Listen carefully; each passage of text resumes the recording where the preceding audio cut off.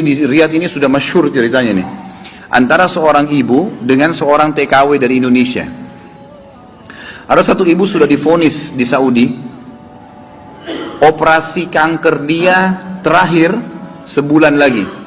Kalau tidak berhasil, dianggap sudah mati dari sisi medis. Ini keberhasilannya kecil sekali, 10%, 90% mati orang ini. Sebulan lagi menurut ilmu medis.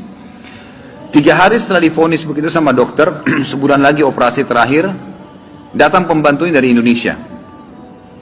Seminggu pembantu itu kerja, bagus sekali kerjanya.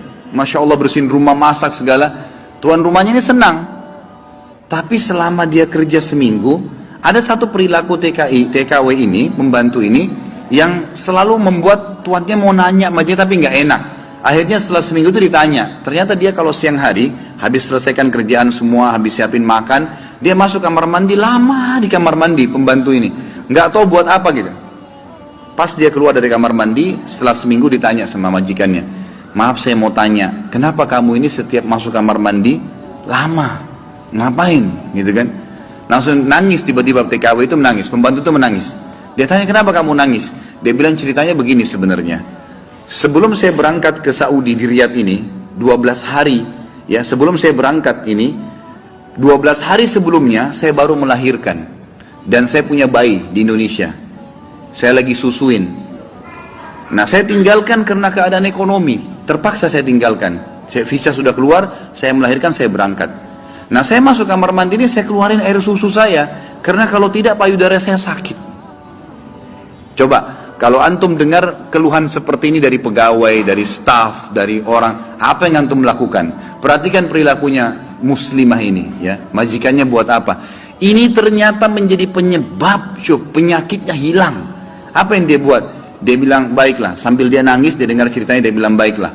Dia masuk, gajinya itu 800 rial per bulan. Tuannya ini kebetulan punya duit di rumahnya, diambil dikali 24 bulan, 2 tahun. Ini kurang lebih ya, sekitar 20.000 rial sekian, 50 juta rupiah. Dikasih pembantunya, ini uang kamu ambil. Besok saya belikan kamu tiket pulang ke Indonesia. Anggap kau sudah kerja 2 tahun. Pembantunya bilang, nggak apa-apa. Dia bilang, nggak apa-apa. Anak kau lebih penting daripada saya. Urus anakmu, nggak apa-apa. Terus ada pembantunya, baiklah kalau begitu terima kasih. Kata tuannya, kalau memang majikannya bilang, kalau seandainya 2 tahun kemudian habis nyusuin kamu terfikir kembali, ini nomor HP saya, dikasih, pulanglah. Pembantu kita sudah selesai nih, TKW sudah pulang Indonesia. Kita sekarang berhubungan dengan kisah ibu ini. Apa kata dia? Semenjak pembantu itu berangkat, mulai hari itu setiap hari saya menangis. Menangisnya bukan karena sedih penyakit saya merasa terharu, susah menggambarkannya, terharu betul dan bersyukur kepada Allah. Bagaimana Allah membukakan pintu itu buat saya.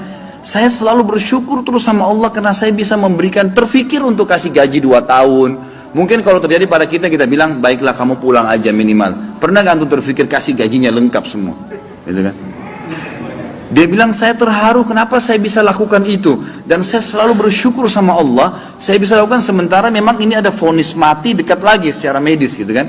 Dia bilang, tiap hari saya menangis. Dan setiap kali saya menangis, saya merasa ada satu kepuasan dan keadaan saya lebih baik. Ringkas cerita, tiba masa operasi, ditelepon rumah sakit, disiapin semuanya alat operasi. Ini sudah jelas akan menemui ajal kalau secara medis. Tiba di rumah sakit, dicek sebelum operasi, dokternya duduk setelah cek di kursi lalu bertanya, kamu berobat kemana sebulan ini? Kata ibunya, saya nggak berobat kemana-mana. Kamu tahu nggak, kanker kamu nggak ada, sedikit pun nggak ada, akarnya nggak ada, sembuh total, nggak ada, nggak mungkin terjadi secara medis. Ibu itu tersenyum lalu mengatakan, kalau betul apa yang dokter ucapkan, itu karena sedekah saya. Diceritain sama dia ceritanya, begini. Dokternya jadi nangis, dokternya bilang apa? Subhanallah, yang telah membukakan mata hati saya, ternyata yang menyembuhkan bukan obat sama dokter, tapi siapa? Allah subhanahu wa ta'ala. Ambil pelajaran ikhwas sekalian, ternyata amal-amal soleh itu bisa membuat kita keluar dari masalah. Abdullah bin Umar dan Abdullah bin Abbas radhiyallahu anhum ajma'in, itu kalau beliau sedang menghadapi masalah dan tidak pecah, beliau keluar cari orang miskin dan sedekah, gitu kan? Keluar bertawassul dengan amal soleh, seperti itulah.